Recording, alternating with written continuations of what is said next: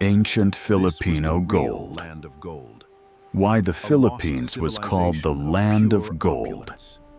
A construction worker in 1981 was digging in the province of Surigao when his shovel struck something hard in the earth. He cleared away the soil and found what looked like a helmet, but it was too heavy, too bright, too impossibly luminous for ordinary metal. He picked it up and realized what he was holding. It was gold. Pure, ancient, pre-colonial Filipino gold, forged by hands that had been dust for 1,000 years. He spent the rest of that day digging, and by the time the sun went down, he had pulled 22 pounds of ancient gold jewelry from the ground.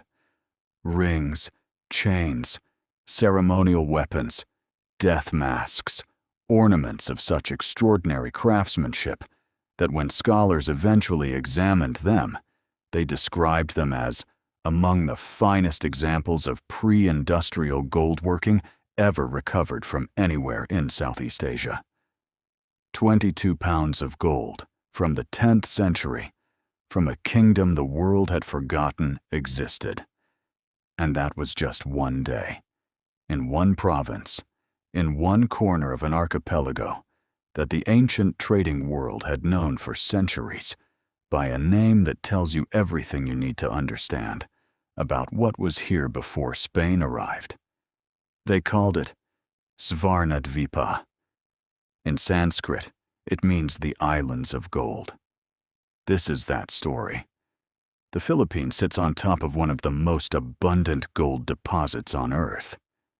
Geologists have confirmed that the Philippine archipelago contains the second largest gold reserve in the world, a geological fact that ancient peoples across Asia understood not from surveys or instruments, but from the simple, direct evidence of their eyes, from the rivers that ran with alluvial gold, from the mountains whose soil gave up gold when it was panned and sifted, from the Filipino traders who arrived in foreign ports wearing gold on their bodies in quantities that made merchants from China, from Java, from Persia, from India stop what they were doing and pay attention.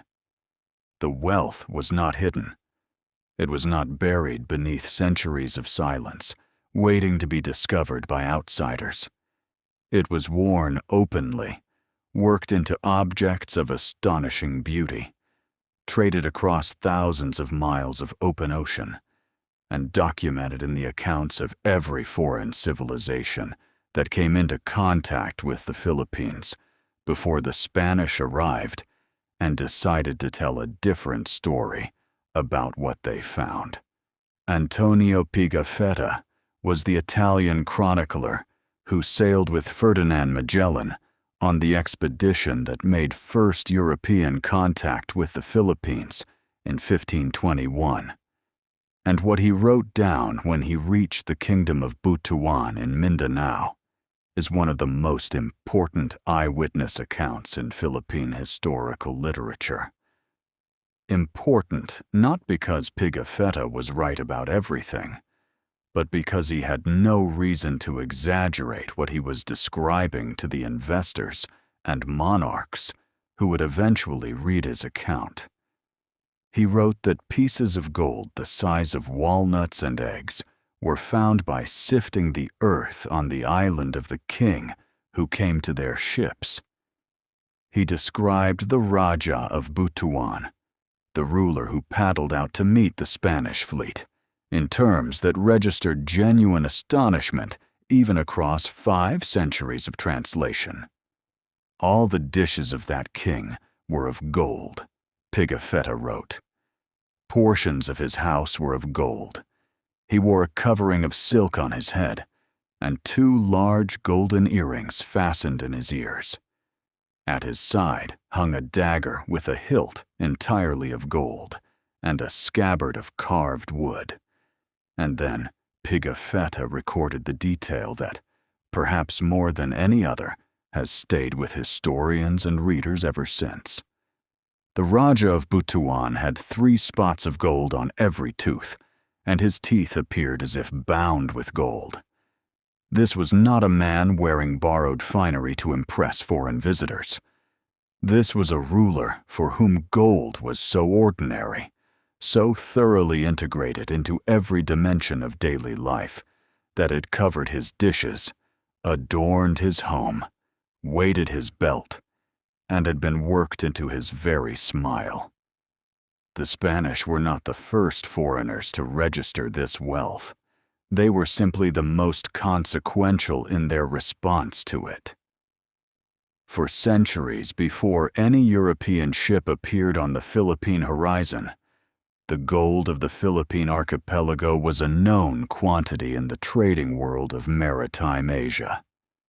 Chinese merchants from Fujian province had been sailing to the Philippines since at least the 10th century, and the Song Dynasty annals that document the tributary missions sent by Filipino kingdoms to the Chinese imperial court also document what those kingdoms brought with them as tribute: gold, pearls, beeswax, cotton textiles, and other products of the islands.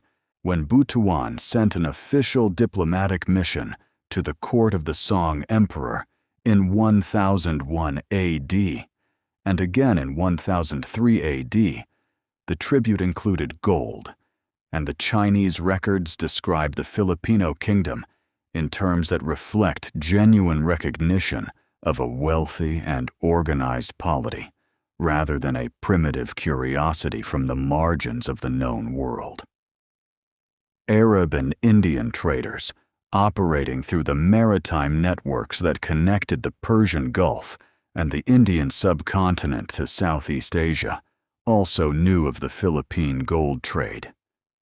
The Sanskrit name Svarnadvipa, the Islands of Gold, applied to a cluster of islands in maritime Southeast Asia that included the Philippines, and the name itself tells you that the reputation of these islands for gold had penetrated deeply enough into the consciousness of the broader Asian trading world to generate a permanent geographic designation. You do not name a place the Islands of Gold unless it has earned that name through sustained, undeniable evidence across generations of commercial contact.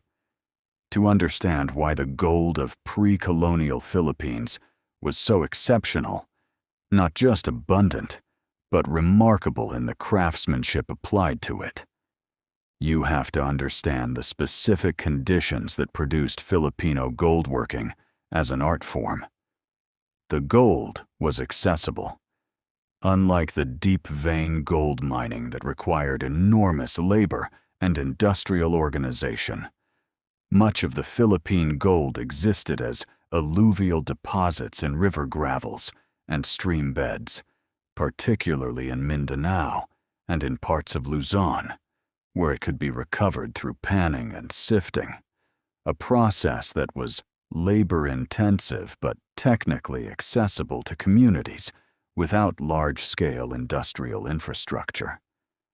This meant that gold was available not just to the highest levels of the ruling elite, but in relative terms to a wider range of people across Philippine society. Gold was used as currency. Gold was used as clothing decoration. Gold was worked into everyday objects as well as ceremonial ones. And because goldsmiths had consistent access to their material across generations, they had the time and the accumulated knowledge to develop techniques of extraordinary sophistication. The techniques themselves deserve careful description because they are the most direct evidence available of the level of civilizational development represented by pre-colonial Philippine goldworking. Granulation is the process of attaching tiny spheres of gold, sometimes smaller than a pinhead, to a gold surface in precise patterns, creating textured designs of remarkable intricacy.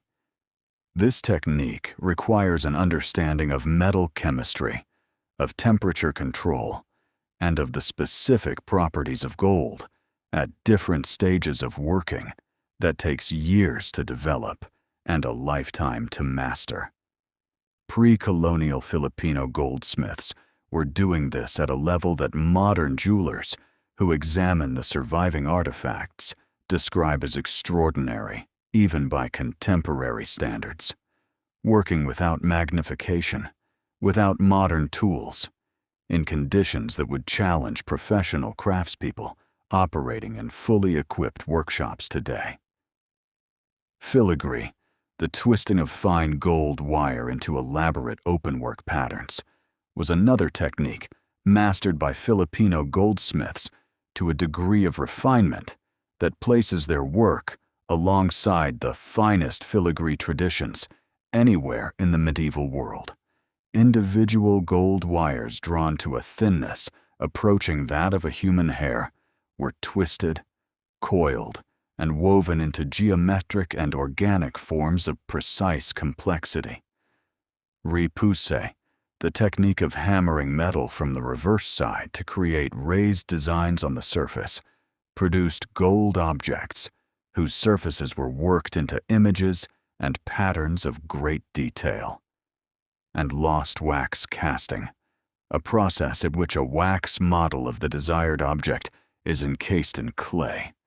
The clay fired to burn away the wax and leave a hollow mold, and then molten gold poured into the mold to produce a casting of exact fidelity to the original wax form, produced figurines, ornaments, and ceremonial objects of three-dimensional complexity that could not be achieved through any other method. The artifacts that have survived to demonstrate these techniques are, individually and collectively, astonishing.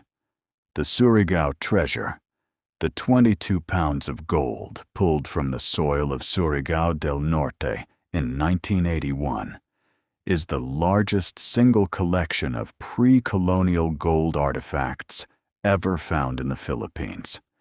Dating to the 10th through 13th centuries, it includes objects that span the full range of pre-colonial Philippine goldworking traditions. Gold regalia of the kind worn by rulers and high-ranking warriors, ceremonial weapons with gold fittings and hilts, funerary masks shaped to cover the faces of the dead, jewelry of multiple types and functions, and mythological figures worked in gold that show the influence of the Hindu-Buddhist cultural world that connected the southern Philippines to the great empires of Java and Sumatra. If you enjoyed this journey, don't forget to subscribe, like and share this video, and leave a comment below. Thank you for watching.